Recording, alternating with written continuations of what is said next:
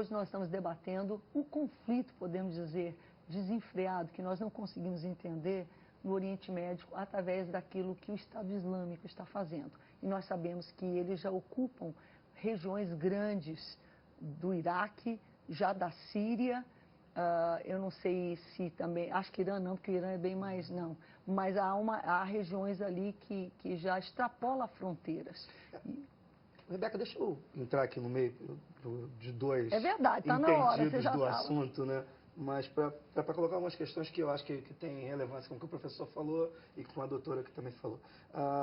O vácuo de poder é uma realidade, mas apoiado no vácuo de poder tem uma estratégia que vai buscar os efeitos lá de fazer essa Sharia existir quase que na íntegra, com a aplicação do califado, com os 4 pilares ali do que seria a Sharia, né?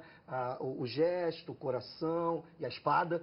A espada está bem presente nesse momento mesmo. A espada estava bem presente quando o Islã foi formado e fundado. Isso é uma coisa que a gente tem que E a espada está bem presente lembrar. agora. E a espada está bem presente agora. Foi um processo violento no início e eles estão querendo a gente ver esse retorno. A espada também presente. Mas tem um fator que é um fator da nossa nova sociedade, né? Que a gente já vem trabalhando desde o início do século XX, que é uma sociedade de informação e agora uma sociedade de compartilhamento dessa informação, que é a forma como eles utilizam redes sociais e marketing para colocar a presença deles além do que é o Estado Islâmico no Iraque e na Síria, mas que é uma questão mundial. Um trabalho que vem muito bem feito arregimentando jovens do mundo inteiro, que vem criando simpatia pelo movimento no mundo inteiro, apesar disso que assusta nós como ocidentais, nós como religiosos que convivemos em perfeita harmonia num país laico, mas totalmente dominado por religião como o Brasil.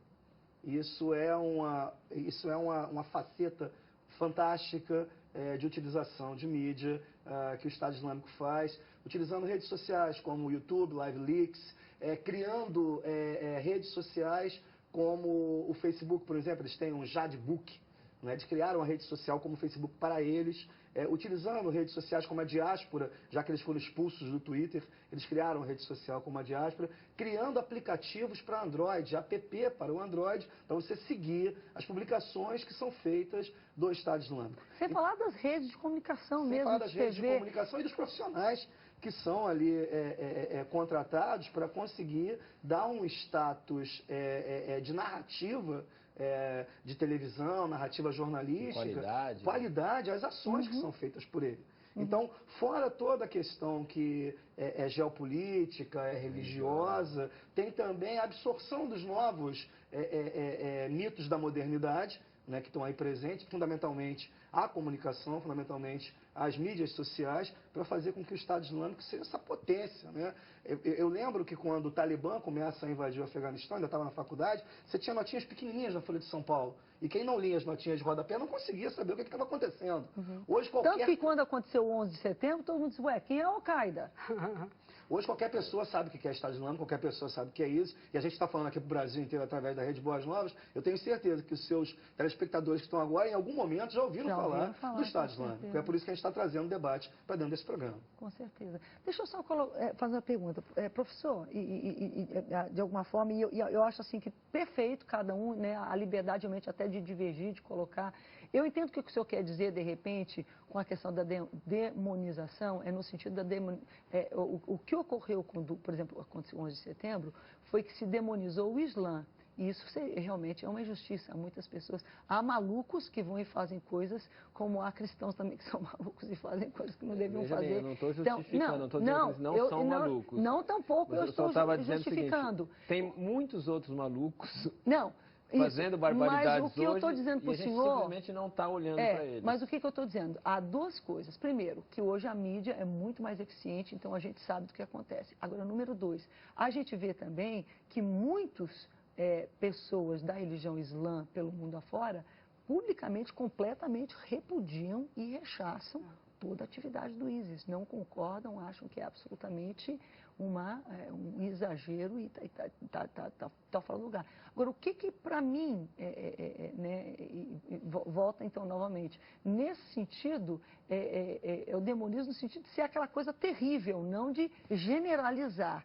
Mas, quando a gente olha para a situação que a gente vê em curso agora, em que, devido à questão das etnias, eu creio que sejam as diferentes... religiosas e até mesmo tem sunis, são grupos há uma oposição em relação às etnias então também. A gente vê hoje, não aquela coisa simples que havia no tempo da Al-Qaeda, em que era nós, caças, isso, o cara nasce, isso, o cara versus, né? Sem falar das minorias, os menores, que agora eu esqueço o nome, mas que estão sendo efetivamente dizimados. São diversos. Exatamente. Os curdos, por exemplo. Inclusive, os curdos, que são mais de 30 milhões, estão sendo dizimados, não só pelo Estado Islâmico, como Turquia, Irã, Iraque, Síria, sempre fizeram uma política de agressão aos curdos. Entendi. Certo. Então, como é que...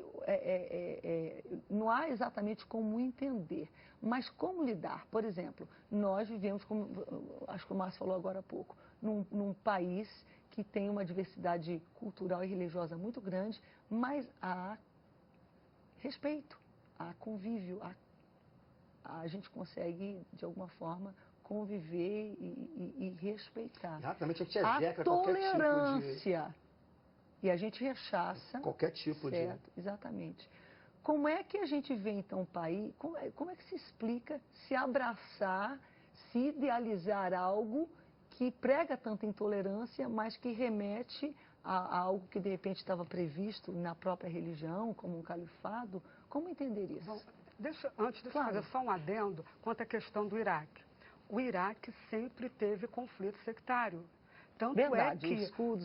E o que ocorre? O Saddam Hussein, qual foi o grande problema do Saddam Hussein? Realmente foi um erro a retirada do Saddam Hussein, porque, infelizmente, através daquele governo totalitário, daquele governo opressor, para você ter uma noção, em 30 minutos, as tropas de Saddam Hussein mataram 5.000 curdos, crianças, mulheres, com ataques químicos, de armas químicas.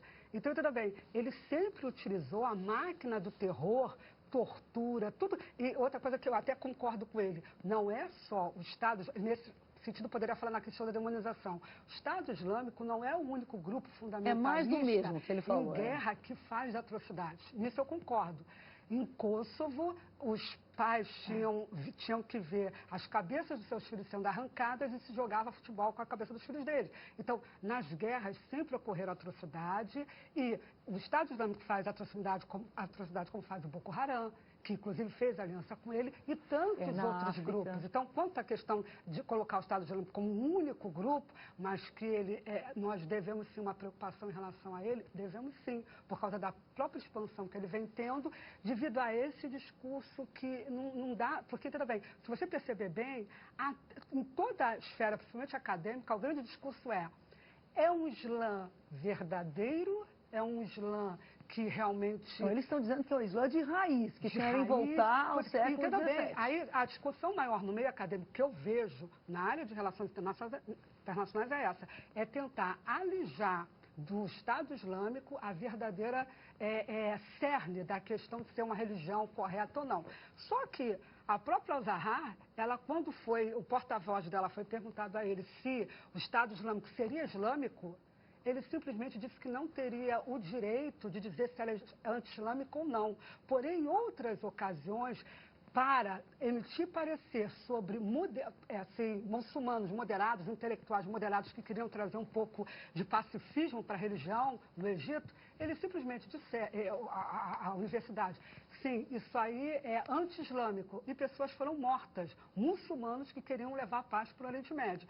Então, o grande debate hoje que existe nas relações internacionais é se é ou não é fundamentado na religião como deveria ser. Esse é o grande... Eu acho que tem um negócio interessante que você tem que ver também, que é o seguinte, é uma região enorme, né? Estima-se mais ou menos que 210 mil quilômetros quadrados já são ocupados hoje ali pelo Estado Islâmico. Existe uma população ali gigantesca que tem ali os serviços públicos sendo oferecidos.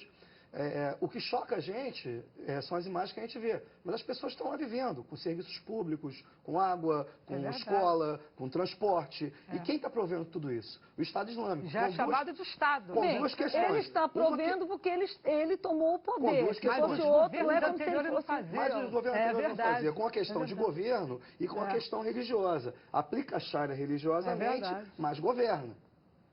Governa gastando cerca de 3 milhões por dia com todos os serviços, ocupando refinarias que eram de outros estados e vendendo petróleo, fazendo transmissão de energia. Então, por trás, você tem todo um aparato também, que é um aparato político, é um aparato de Estado. São 24 governadores, 12 de um lado, 12 do outro, sobre a lei lá do maior deles lá, entendeu? E assim, difere um pouco nesse sentido que você está falando do grupo clássico. Do grupo clássico terrorista. Que joga uma bomba. Pois é, não é isso. Eles têm um foco ali no Iraque. Tem um foco de dominação. Não, eles querem território, exatamente. Como é que vocês veem, a gente só tem aqui 1 minuto, mas rapidinho só para encerrar, porque eu quero voltar já com um aspecto mais humanitário e no sentido daquilo que está sendo feito, como ajudar aqueles que estão lá sendo vítimas ou pessoas até que chegam para o lado de cá.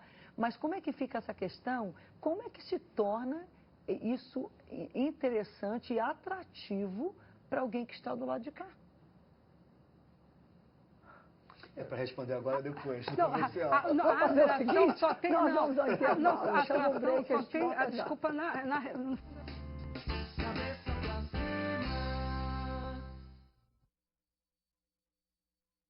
eu quero mais.